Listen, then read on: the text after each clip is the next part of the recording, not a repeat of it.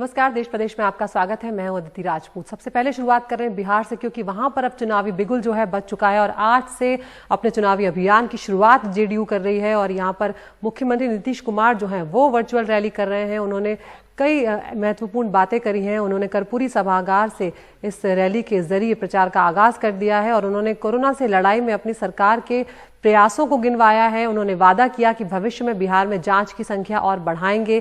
तेजी से जांच के लिए यूएस से मशीन मंगाई जा रही है, ये उन्होंने जानकारी दी। उनके अनुसार राज्य में पर्याप्त संख्या में आईसीयू और वेंटिलेटर्स और बेड भी है।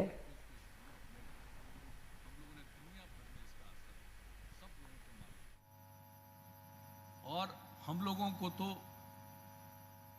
मार्च महीने से और होली के आज बिहार में प्रतिदिन 1,50,000 से ज्यादा लोगों की जांच हो रही है। 10 लाख की जनसंख्या पर 32,233 लोगों की जांच की गई। इसकी क्षमता बढ़ाने के लिए हम लोगों ने भारत सरकार से भी अनुरोध किया, तो भारत सरकार से 10 RT-PCR मशीनें मिलने वाली हैं तथा एक जो और है कोबास 8,800 एक मशीन है, वो अमेरिका का है। और जानते हैं उस एक मशीन से एक दिन में 3600 जांच होती और वो आ रहा इंडियन। तो हम लोगों ने आग्रह किया, एक दिन माननीय आदरणीय प्रधानमंत्री जी ने बैठक किया था, तो उसमें तो हमने कहा था कि हम लोगों को कम से कम 2 दीजिए, लेकिन मुझे खुशी है कि 1 देने का निर्णय हो गया। जो अस्पताल है उन सब जगहों पर भी प्राथमिक स्वास्थ्य केंद्र तक हम लोगों ने पहुंचा दिया है।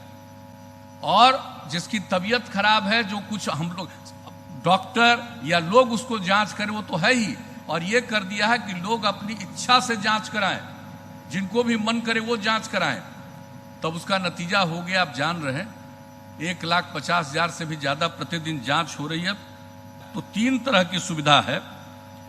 कोविड केयर सेंटर, दूसरा है Covid health centre. Covid care centre में जो सबसे कम जिसकी तबीयत पर असर रहता है, उसके ऊपर कोविड हेल्थ सेंटर, और उसके ऊपर जो सबसे अधिक खराब स्थिति में होते हैं उसके लिए डेडिकेटेड कोविड अस्पताल, इसका निर्माण करके इसकी व्यवस्था की गई है ताकि किसी को किसी प्रकार की कठिनाई नहीं हो।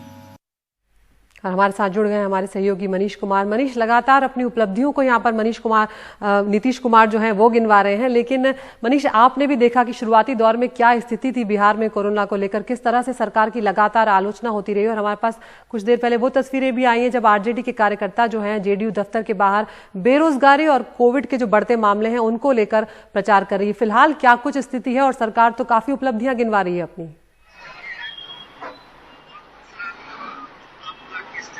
निश्चित रूप से सबसे पहले कोरोना के संबंध में उन्होंने अपनी उपलब्धियां गिनाई और साथ ही साथ उन्होंने यह भी कहा कि प्रवासी श्रमिक जो आए थे, मजदूर जो आए थे, उनके लिए भी रोजगार की काफी व्यवस्था की गई है।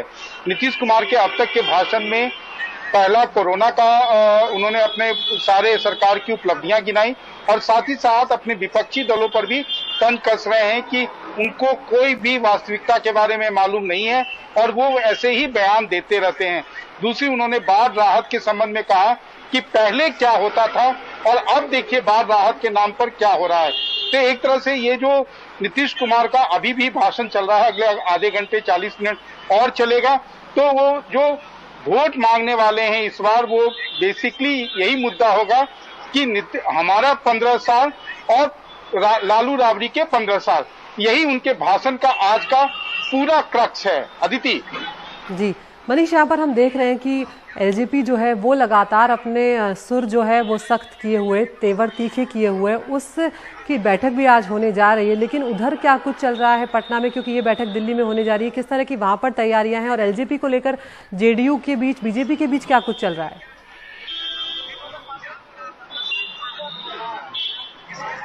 देखिए, लोक जनशक्ति पार्टी आज जो भी फैसला लेगी वो निश्चित रूप से बिहार के चुनावी परिणाम पर उसका असर होगा। अगर चिराग पासवान एनडीए में ही रहते हैं तो निश्चित रूप से जो जीत का फैसला होगा वो काफी बड़ा होगा, क्योंकि अब इस गठबंधन में जीतन राम मांझी भी आ गए हैं।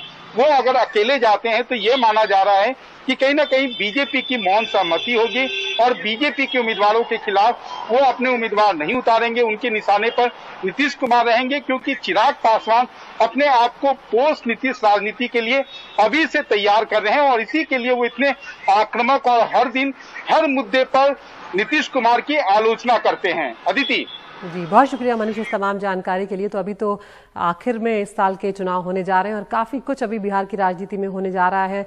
आज से वर्चुअल रैली की शुरुआत हुई और काफी अभी आरोप प्रत्यारोप का दौर जो है वो देखने को मिलेगा।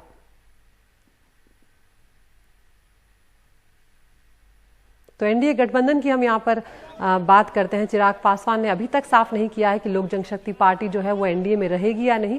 खुद चिराग पासवान नीतीश कुमार पर लगातार हमले भी करते हुए नजर आ रहे हैं। उधर दलित नेता जीतन राम मांझी को गठबंधन में शामिल करने के बाद से पासवान और भी ज्यादा नाराज बताए जा रहे हैं। चिराग पासवान ने पत्र लिखकर नीतीश कुमार पर आरोप लगाए हैं कि मुख्यमंत्री ने अनुसूचित जाति और अनुसूचित जनजाति को 3 डिसिमल जमीन देने का वायदा पूरा नहीं किया। पासवान ने 15 साल में नीतीश के शासन में जान गंवाने वाले SC/ST समुदाय के परिवार को नौकरी भी देने की मांग की है। तो अब देखते हैं कि आखिर एलजेपी किस तरफ अपना रुख करेगी बिहार के इस चुनाव में। और उधर कटिहार से बेहद शर्मनाक और चौंका देने वाली, हिला देने वाली यह खबर आई है। यहाँ पर एक गांव की पंचायत ने अवैध संबंध का आरोप लगाकर एक युवक और एक युवती को बुरी तरह प्रताड़ित किया है। पूरे गांव के सामने दोनों को के कपड़े उतार दिए गए, लड़की के साथ सामूहिक रूप से बलात्कार किया गया, दोनों के निजी अंगों को लोहे के सरिये से दागा गया है। और इस वहशियाना हरकत का भीड़ में शामिल लोगों ने वीडियो भी बनाया, कोई उनकी मदद को आगे नहीं आया और इसे वायरल भी कर दिया गया है। पीड़ित लड़की अभी भी गांव में ही बताई जा रही है और लड़के को गंभीर हालत में अस्पताल में भर्ती कराया गया है। और इतना ही नहीं, आप ये जो पंचायत थी इसकी आप बर्बरता देखिए। उसने 50,000 रुपए लिए हैं उस युवक को छोड़ने के एवज में। बोले उसको कि यदि जो इसको यदि गलती सही किया था बांध कर रखते, ऐसा व्यवहार क्यों किए, तो नहीं छोड़ेंगे। इतना मोटा लाठी ले जाकर साइड में घुसका कर रखा था। हम लोगों को मान लीजिए कि दरस होने के लिए नहीं दिया, तो सारा ग्रामीण मिलकर दबाव के साथ 50,000 टका दंडित किया। पैसा दिया आप लोग? जी सर। कोई दोषी पाया जाएगा, इस सरकार में उससे बख्शा नहीं जाएगा और इस तरह का व्यवहार किसी भी रूप से ये मानवीय नहीं है। हम इस तरह के व्यवहार का खंडन करते हैं। किसी के गुप्तांग को नष्ट करना या किसी पर जानलेवा हमला करना, ये कहीं से भी मानव हित के लिए उचित नहीं है। इसमें अवैध इस कार्य में शामिल हैं, उन पर निश्चित तौर पर कार्रवाई भी होगी और कड़ी से कड़ी कार्रवाई होगी। और उधर पटना के कोतवाली थाना में एक पुरानी इमारत के एक हिस्से के गिर जाने से 3 बच्चे घायल हो गए हैं। इन तीनों को पटना मेडिकल कॉलेज अस्पताल में भर्ती करवाया गया है। यहाँ पर ये जो थाना बीजेपी के कार्यालय के पीछे कमला नेहरू स्थित यहाँ पर अल्बर्ट एक्ट का भवन है, उसके कैंपस में ये बिल्डिंग गिरी है। एक पुराना खाली जर्जर मकान ये बताया जा रहा है, जिसमें बच्चे उसी घर में पुराने मकान में खेल रहे थे। और तब जब जानकारी मिली तो 3 से 4 बच्चे बुरी तरह फिलहाल घायल हुए, जिसमें एक बच्चा मलबे में बचा था, जिसे काफ़ी घंटों की मशक्कत के बाद निकाला गया और सभी को फिलहाल अस्पताल में भर्ती कराकर उनका इलाज चल रहा है।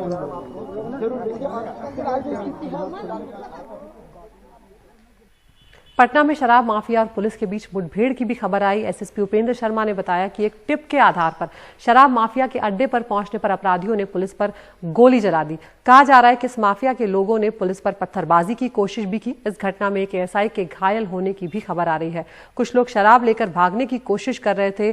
2 लोगों को गिरफ्तार कर लिया गया है और जांच फिलहाल की जा रही है। बिहार में 2017 से ही शराबबंदी लागू कर दी गई थी, लेकिन उसके बाद भी शराब माफिया जो है लगातार यहाँ पर सक्रिय है। और जैसे जैसे बिहार विधानसभा चुनाव नजदीक आ रहे हैं, सभी राजनीतिक पार्टियां तरह तरह के स्लोगन और पोस्टर जारी करके एक दूसरे पर हमला भी तेज कर चुके हैं। जदयू ने अपने नए पोस्टर में आरजेडी के पोस्टर को मुंगेरी लाल के हसीन सपने बताया है। जेडीयू ने दावा किया कि आरजेडी इस बार 22 सीट भी नहीं ला पाएगी। वहीं आरजेडी ने पलटवार करते हुए कहा है कि जनता इस बार परिवर्तन का मन बना चुकी है। आरजेडी ने तंज कसा है कि जदयू दरअसल रैली करके देख चुकी है और अब वर्चुअल रैली ये लोग कर रहे हैं, क्योंकि उसके पहले कुछ भी नहीं निकला था।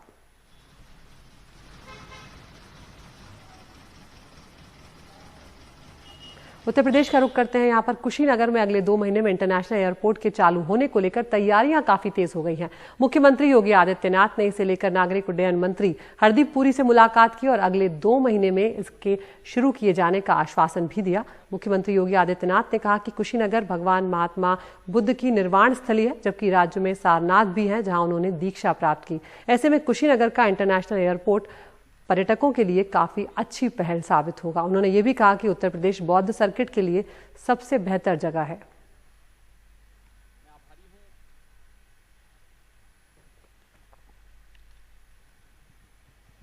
पश्चिम बंगाल का रुख करते हैं। कोलकाता में एक पूजा समिति ने कोरोना के प्रति जागरूकता फैलाने के लिए एक अनूठा तरीका निकाला है। ये समिति पुट्टू और पप्पी के एनिमेशन के जरिए कोरोना महामारी के प्रति लोगों को सचेत कर रही है। इस एनिमेशन में एक पुट्टू नाम का लड़का है जो नटखट पप्पी को कोरोना में घर से बाहर नहीं जाने के लिए तरह तरह से उसे समझाने की कोशिश करते हुए नजर आ रहा है।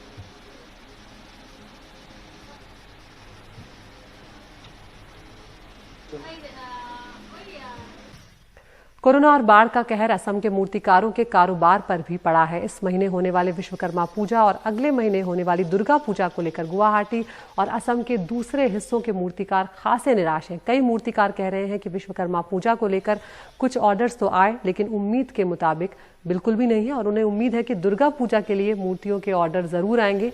तब तक मूर्तिकार छोटी छोटी मूर्तियां बनाकर जैसे तैसे अपना गुजारा कर रहे हैं। असम में कोरोना वायरस के बढ़ते मामलों के बीच काफी लोग बिना मास्क के बाहर निकलते हुए नजर आ रहे हैं। ऐसे लोगों के खिलाफ अब सख्ती भी बरत रहा है पुलिस और प्रशासन। पुलिस बिना मास्क के बाहर आने वाले लोगों से अब जुर्माना यहां पर वसूल रही है। और अगली खबर यहाँ पे आपको दिखा रहे हैं जो गोरखपुर से जहां आ रही है और यहाँ पर मेडिकल कॉलेज को लेकर मुख्यमंत्री आदित्यनाथ जो हैं उन्होंने कई जानकारियां दी हैं कि किस तरह से 300 बेड जो हैं उनकी व्यवस्था यहाँ पर की गई है और उसका उद्घाटन भी उन्होंने यहाँ पर किया है।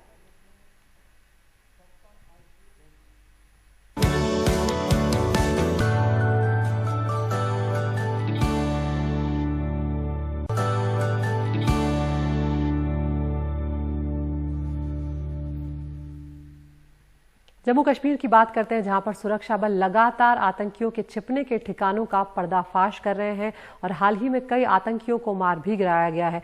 कुछ हथियार जो उनसे हैं वो भी लगातार बरामद हो रहे हैं। ऐसे में अब ये बात सामने निकल कर आ रही है कि जो मारे गए आतंकी उनके पास से छोटे हथियार ही बरामद हो रहे हैं और सुरक्षा बलों का ये दावा है, यहाँ पर सेना का ये दावा है कि सप्लाई चेन जो है हथियारों की उसकी कमर तोड़ दी गई है। आतंकियों के छिपने के ऐसे कई ठिकानों का उत्तर कश्मीर में पर्दाफाश हुआ है जहां भारी मात्रा में हथियार भी बरामद हुए। सेना का कहना है कि पाकिस्तान से AK राइफल्स, पिस्तौलें और अन्य हथियार तस्करी कर यहां लाए जाते थे ताकि आगे आतंकियों को सप्लाई किए जा सकें। दक्षिण कश्मीर में जो आतंकी मारे जा रहे हैं उनके पास पिस्तौल मिल रही है, आतंकियों को अपनी जरूरत के हथियार नहीं मिल पा रहे हैं।